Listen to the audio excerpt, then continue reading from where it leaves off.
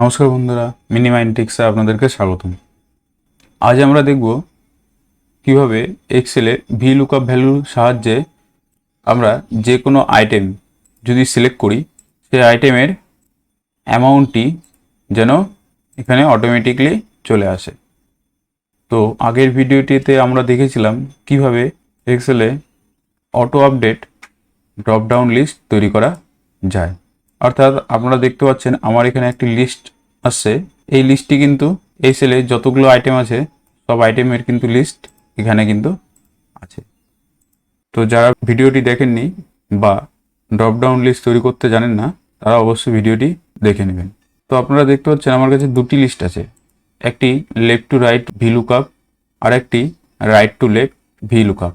বন্ধুরা, আজ শিখে নিন কীভাবে ভিলুকআপ ভ্যালু বের করা যায়। তো প্রথমে আমি টাইপ করব equal to V lookup first bracket. প্রথমে আমাদেরকে বলেছে লুকআপ ভ্যালু। লুকআপ ভ্যালুতে আমরা এই সেলটি সিলেক্ট করব, কারণ আমি এই সেলে যেই আইটেমটির নাম সিলেক্ট করব বা টাইপ করব সেই আইটেমের ভ্যালুটি যেন অটোমেটিক্যালি এই অ্যামাউন্টের ঘরে চলে আসে।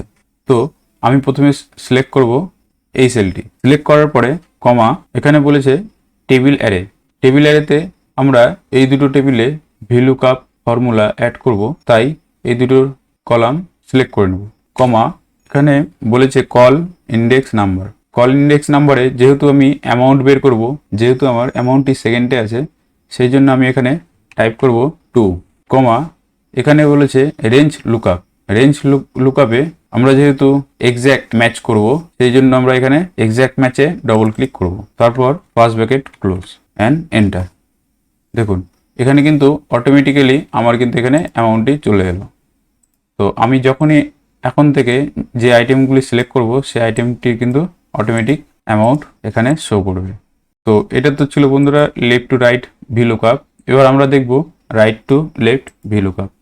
তো একই রকম ফর্মুলা যদি আমি এখানেও ইউজ করি, equal to V lookup first bracket lookup value comma table array comma col index number. অ্যামাউন্টটি যেহেতু ফার্স্টে আছে তাই আমি এখানে টাইপ করব ফার্স্ট 1, কমা রেঞ্জ লুকআপে exact match first bracket close and enter.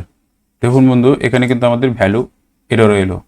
এর কারণ হলো ভিলুকআপ সময় লেফট টু রাইট কাজ করে, কিন্তু আজ আমরা দেখব কিভাবে right to left VLOOKUP formula use করা যায়। তো এই জন্য আমাদেরকে একটি চুজ ফর্মুলা ইউজ করতে হবে ভিলুকআপ ফর্মুলাতে। তো সিলেক্ট রেঞ্জ আমাদের দেওয়া আছে, আমরা টেবিল অ্যারেতে চুজ ফর্মুলা ইউজ করব। তো প্রথমে আমরা টাইপ করব চুজ CHOOSE ফার্স্ট ব্র্যাকেট,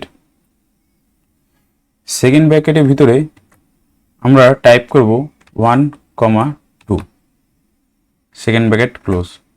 এই 1, 2 লেখার কারণ হলো আমরা এই আইটেম নেম এবং অ্যামাউন্টটিকে উল্টিয়ে দেবো, অর্থাৎ আইটেম নেমটাকে ফার্স্টে এবং অ্যামাউন্টটিকে সেকেন্ডে রাখবো। এটা আপনারা দেখতে পাবেন না, কিন্তু এটা কিন্তু এই চুজ ফর্মুলার মাধ্যমে অটোমেটিক্যালি হয়ে যাবে।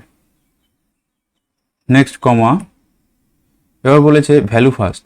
ভ্যালু ফার্স্টে আমরা সিলেক্ট করব আইটেম নেম, কমা ভ্যালু সেকেন্ডে চুজ করব আমরা অ্যামাউন্ট সেলগুলি, ব্র্যাকেট ক্লোজ। এবার আমাদের ঠিক করতে হবে কল ইন্ডেক্স নাম্বার। যেহেতু আমি এটিকে উল্টিয়ে দিয়েছি তো আমি প্রথমে এখানে লিখেছিলাম ফার্স্ট, তো এখন লিখব সেকেন্ড অর্থাৎ 2, কারণ আমার অ্যামাউন্টটি কিন্তু এই চুজ ফর্মুলার মাধ্যমে কিন্তু সেকেন্ডে চলে এসছে। যেহেতু আমি সেকেন্ড ভ্যালুতে কিন্তু আমি চুজ করেছিলাম অ্যামাউন্টটিকে, তো আমি এখানে টাইপ করব 2 অ্যান্ড এন্টার। দেখুন বন্ধুরা, অটোমেটিক্যালি কিন্তু আমার এখানে অ্যামাউন্টটি চলে এসছে। তো এখন থেকে আমি যে কোনো আইটেম চুজ করলে কিন্তু অটোমেটিক্যালি কিন্তু আমার এখানে প্রাইসটি চলে আসবে। তো আশা করছি আপনারা ভিডিওটি বুঝতে পেরেছেন। যদি কোথাও বুঝতে অসুবিধা হয় তাহলে অবশ্যই কমেন্ট বক্সে কমেন্ট করে জানান, আমি পরের ভিডিওতে সে বিষয়ে ক্লিয়ার করে দেবো। ভিডিওটি দেখার জন্য আপনাকে অসংখ্য ধন্যবাদ। ভালো লাগলে ভিডিওটি লাইক এবং চ্যানেলে নতুন হলে চ্যানেলটি সাবস্ক্রাইব করে আশা করছি আপনি আমার প্রেরণা যোগাবেন। ধন্যবাদ।